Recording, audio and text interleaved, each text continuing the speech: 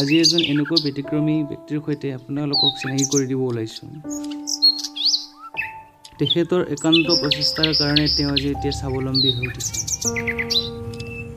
তেওঁৰ নাম মনোজ উপাধ্যায়।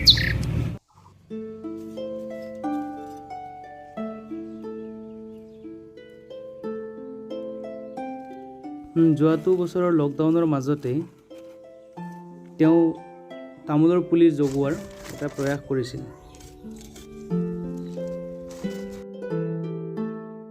তেখেতে প্ৰায় 20,000 তামোলৰ পুলি লগাইছিলে।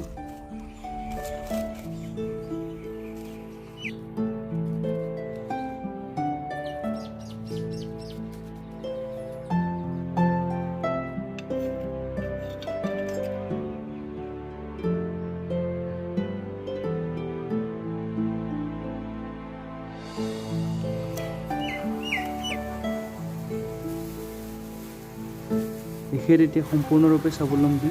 তেখেতে জানিব দিয়া মতে এই বছৰটোত প্ৰায় 5 লক্ষাধিক টকা উপাৰ্জন কৰা বুলি জনাইছে।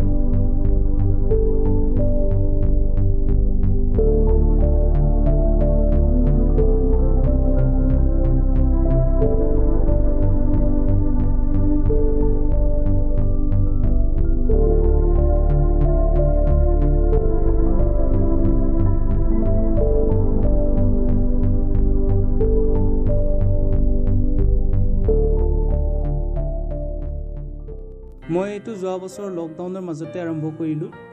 এতিয়া লকডাউন চলি আছে। এতিয়া চৌদিশে অভাৱ অনাটন। আমাৰ গাঁৱৰ প্ৰায়বোৰ দৰিদ্ৰ খেতিয়ক লকডাউনৰ সময়ছোৱাত কি কৰিব, এই সময়ছোৱাত কি কৰিলে ভাল হ'ব মই চিন্তা কৰিলোঁ। যোৱা বছৰ মই প্ৰায় 20,000 তামোলৰ পুলি লগালোঁ। এইবোৰ পাৰ হৈ এতিয়া এই সময়ৰ মূৰত পুলিখিনিয়ে মোক বহুত লাভৱান কৰি তুলিলে। বাহিৰলৈ গৈ ইমান সময় কাম কৰাৰ পৰিৱৰ্তে যদি আপুনি 2-3 ঘণ্টা দৈনিক এই তামোলৰ সৈতে সময় দিয়ে বহুতখিনি উপকৃত হ'ব। এই খেতি কৰাৰ পদ্ধতি বৰ সহজ। মই দেখুৱালোঁ যে কেনেকৈ পিপি বেগত ৰুব লাগে, তাৰপিছত কেনেকৈ কাটিব লাগে।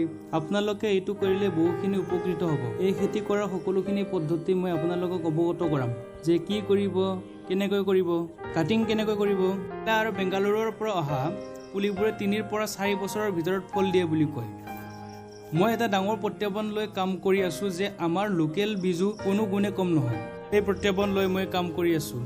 এই লোকেল 3 বছৰ হোৱা পুলিয়ে এবাৰ ৰোৱাৰ পিছত 3 বছৰৰ ভিতৰত ফল দিয়াটো নিশ্চিত।